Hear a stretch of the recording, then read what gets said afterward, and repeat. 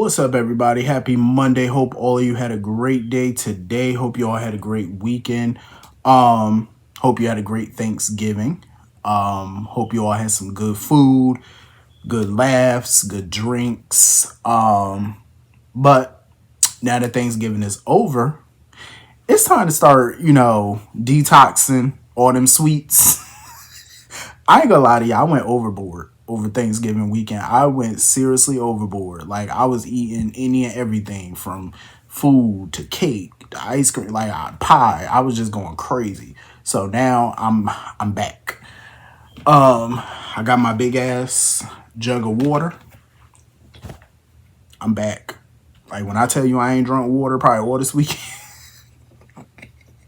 I ain't even know what water was this Thanksgiving weekend. I'm telling you right now, I drank everything but water. So I'm back on my water. I'm back. I'm centered. It is cold as shit. Let me tell you something. It is colder than a polar bear's left titty. I'm telling you. I woke up this morning, but it was freezing. I had to bring my big blankets back out. Fuck that. It's cold. It's cold. Had to turn the heat all up, bring my big blankets out. Cause y'all know when summer, like when spring hit, usually towards spring, I start packing up my winter stuff. Some of my winter stuff. But once it hits summer, all the winter stuff go away. The big blankets go away. I put them in the trunk, put them in the closet. They're done. Then once it get cold as shit, they're all coming back. And now they're all back. Hoodies are back. Everything's back. Summer stuff is put away. But getting into this episode, GH. So, I is it just me or is Drew begging for a second ass whooping? Like he clearly he wants seconds. He wants a second helping. That's obvious, and I feel like Jason should oblige him and beat that ass again because he clearly didn't get the memo the first time. You know what I'm saying? Like, dude, your face isn't even fully healed up from the first ass whooping, and you still sitting here running your mouth. Jason, take the jacket off, take the leather jacket off, and square up and beat that ass again. Because obviously that's what he wants. He wants another campaign. So since he's campaigning for a second ass whooping, I say he should get reelected. Why not? Why not? Why not? Why freaking not? I second that motion. Jason, you got my permission. Knock him on his ass, please. Knock his long neck self out, please. Like, Drew is just such an ass. Every episode, this man just becomes less redeemable every episode. At this point, you might as well kill him off at this point. I just don't see the point in Drew. Like, unless you're going to make him full on villain at this point, I mean, you might as well. He's just annoying.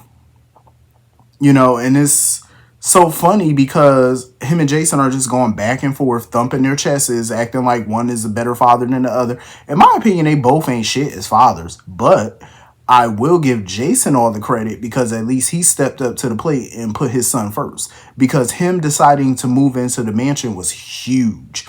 Like, that's huge. Because if anybody's been watching Jason and watching this show for a long time or know the history, you know good and well, Jason has not lived in that mansion in damn near 30 years. You know what I'm saying? It's been a long time since he lived in that mansion. I thought I was going to go to my grave before I saw Jason move back in that house. But the fact that he did not really like hesitate too much to make that choice, and it didn't take him a long time to make that decision for his son, I respect that. I respect it. You know, I'm glad that he put his son first and decided to do that because he felt it was, better to keep the kids together. You know what I'm saying? That's what a parent does. They put the kid first. You know, Drew, as soon as you move into the mansion, being Scout or moving to DC, didn't Scout say already that she didn't really want to go to DC? She didn't want to move. See, that's what I'm talking about. That's not putting your kid first because, the kids need to be together. You know what I'm saying? They need to be together. And Drew is trying to separate them all because of ego at this point. And that's what it is with him. It's an ego trip. You got your ass beat, can't admit that you got your ass beat, and you're jealous of Jason, so of course, you want to sit here and be a bigger ass. And the fact that he thinks he's a much better parent than Jason is laughable. Is very funny. Like, neither one of them are parent of the year, but I would take Jason over Drew. I honestly, in that department, I would. At this moment, the way things are looking, I would choose him. I'm just saying. Um, because I totally agree with Carly. At the end of the day, they need to put that macho shit to the side, be there for the kids. That's what they need to do. You know what I mean? Like, Drew can sit there talking about no violence all he wants to. Sir, if you keep running your mouth and keep squaring up in people's face like you're going to do something, it's going to be some violence. It's going to be violence. My only thing about Jason moving back into the mansion is that we all know that means we're going to be seeing more, and more of Carly at the mansion. Now, we already see enough of her there because of Michael and the grandkids. But with Jason there, oh, that heifer going to be there 24/7. She just gonna be walking in the bitch like she owned the place, and I am not looking forward to none of that, and I hope it don't happen. But I got a feeling it might. It's Carly we're talking about, so I'm not gonna hold my breath. But I agree with her though. They need to put that stuff to the side and think about these kids. That's what they need to do. So anyway, moving on from that. So Laura now knows about Lulu being awake and being out of the hospital, being out of Turner Woods. So, as I suspected, Cyrus was making decisions and stuff for Lulu behind Laura's back, as I suspected, because ain't no way in hell Laura put him in charge of her care. There would be no way. Laura had no idea Cyrus was doing what he was doing. She had no clue. And this is what I'm talking about. I would sue the pants off of Turning Woods. I would own that facility by the end of the month if I was Laura. If I was Laura and Lulu, I would sue. They would get a huge settlement from them, probably enough to shut that place down, because those doctors there had no legal right whatsoever to disclose any information to Cyrus. I don't give a damn if he is family. It don't matter. They had no legal right to disclose any medical information regarding Lulu. None whatsoever. Second, they had no right to even entertain his idea of moving Lulu to South Carolina. They had no legal right to do that. I would sue. That's negligence. That's HIPAA violations. You know what I'm saying? Like, come on, sue. I would sue the pants. So I wouldn't let them get away with that. Hell no. You would be crazy. I wouldn't dare. I would sue them people into an oblivion.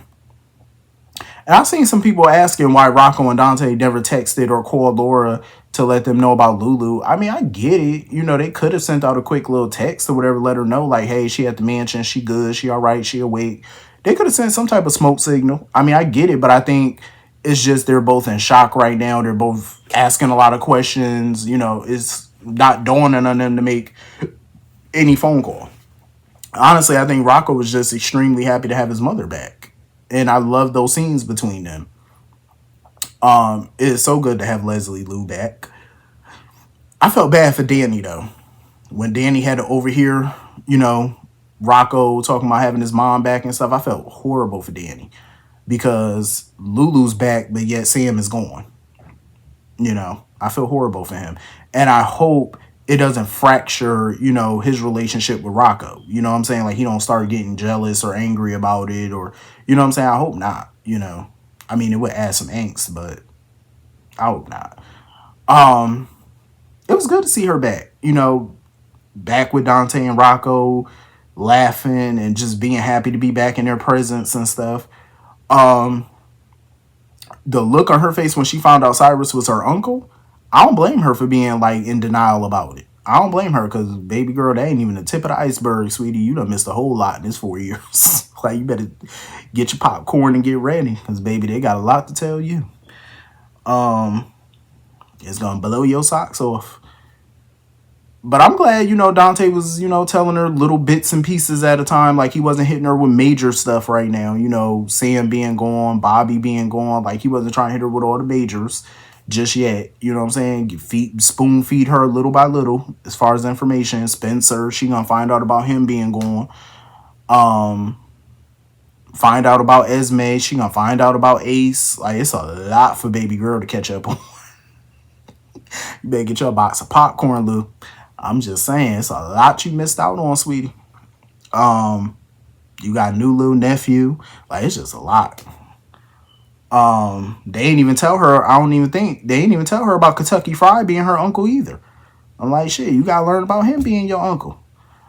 Um, it was super funny when she found out Maxie was living in her house and she realized that the little boy she saw was James. That was funny as hell. She said, "Oh my god." She was like, "Oh, he's smart as hell." I was like, "Yeah, that's your little nephew, you know. Even though y'all not blood, you know, but still I consider that her nephew. You know, her and Maxie are like sisters basically." Um and when Rocco and Dante was talking about how Rocco visited her all the time, even with Maxie, and she realized that Maxie was the one that gave her that manicure. That was some funny shit. I was like, only Maxie could give somebody a manicure while they're in a coma, so that way when they do wake up, they shit is just flawless. Like, their hands is just glowing. Maxie is funny. Like, people need friends like Maxie. I'm gonna tell you that right now. That was funny. But yeah, you know, she got a lot to catch up on. I know it's gonna be a lot of information to absorb. Um, you know, it's been a lot of changes in the 4 years that she been gone. So I know little by little she gonna be learning. I know she gonna be devastated when she hear about the Hornet Star. That's no more. Um, don't they still got to catch her up on Peter? They still got to catch her up on Peter, and yeah, I think it's a lot. They got to catch her up on Finn. It's a lot she done missed. Lord have mercy. So anyway, moving on from that, this battle between Alexis and Rick is never ending. Like the way they be going back and forth at each other, the hatred. Like that man hate her something vicious and she hate him. I mean, she did hit him where it hurt though, because what she said was truth. That he hasn't seen Molly physically in years. You know what I'm saying? When he just recently came back, that's the first time he's seen Molly in some years. You know what I'm saying? So she did hit him with that. I mean, you know, you could criticize Alexis parenting all you want, but your ass ain't been around though. So I do give her credit for that one because it was true. It was like, come on now, Rick, you ain't been around. But a lot of what he said was true about Alexis. I mean, she does favor Christina a lot. She's always there for Christina every 5 seconds.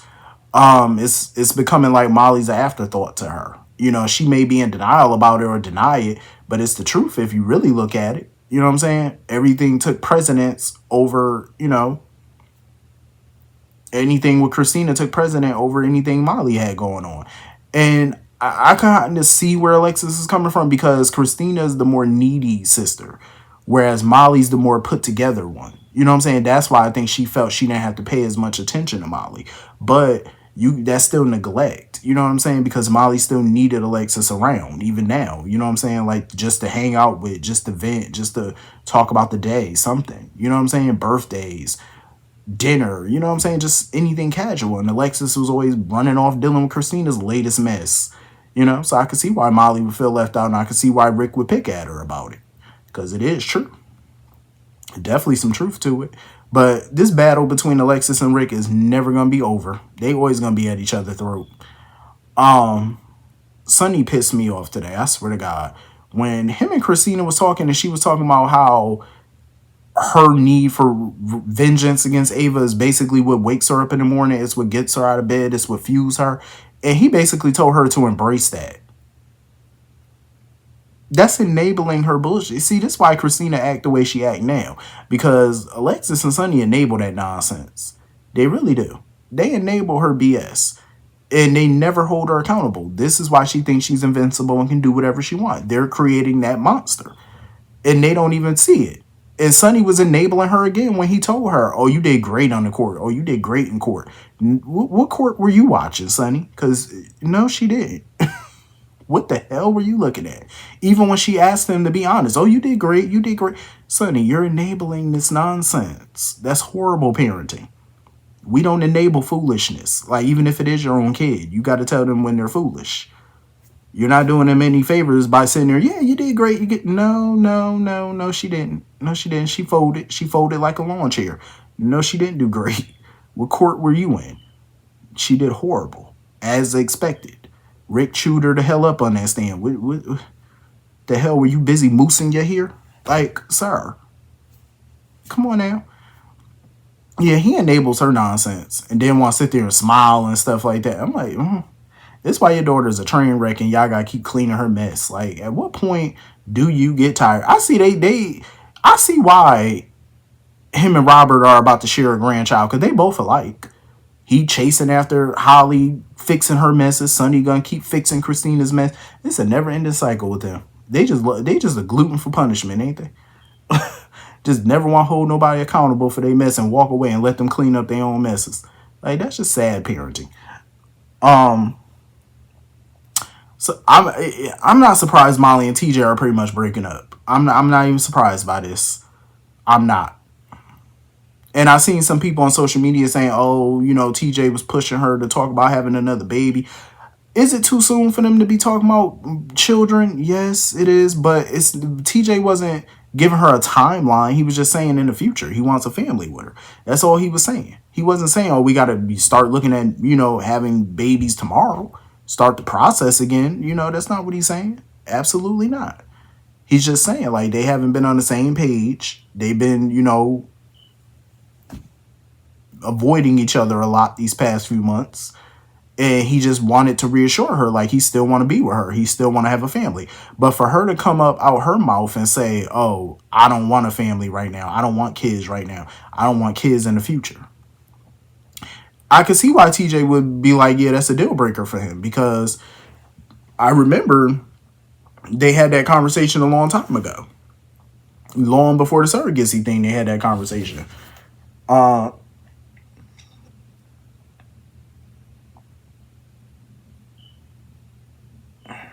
Another one? I remember they had that conversation a long time ago, and TJ made that clear before. Like, he can't see his life without kids. But now Molly talking about she can't see her life with kids. I'm like, when the hell did this happen? Like, when did she start thinking, like, did she always not want to have kids? Because my thing is, I seen some people say, even in the message boards, like, oh, Molly could change her mind. No. I mean, I'm not saying she can't, but if you're stern on not having children, or you really come out your mouth saying you don't see kids as part of your future, I don't see you changing your mind on that. I mean, it's likely, but it's a small chance of that happening once people say things like that. You know what I mean? Because I feel like, okay, say Molly and TJ do have a kid together, is she gonna resent him? Because she really deep down didn't want it, and she only did it because he did? Because let's be for real. If they don't have children in the near future or anywhere in the future, Molly is going to, feel the wrath of TJ. Like, TJ's going to start resenting her. And I don't blame him at the end of the day, and I don't blame her. If she really don't want to have kids, then they need to walk away from that, because there's no compromise on that.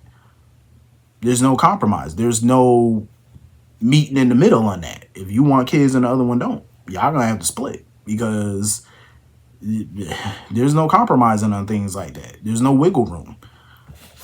I'm not surprised, though, that they split. I mean, it was a long time coming.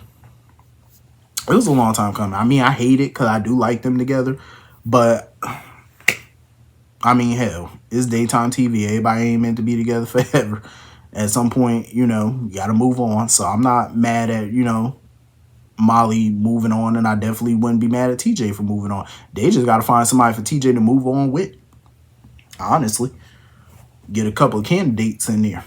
I can't think of who they could possibly put TJ with. Unless they create somebody new.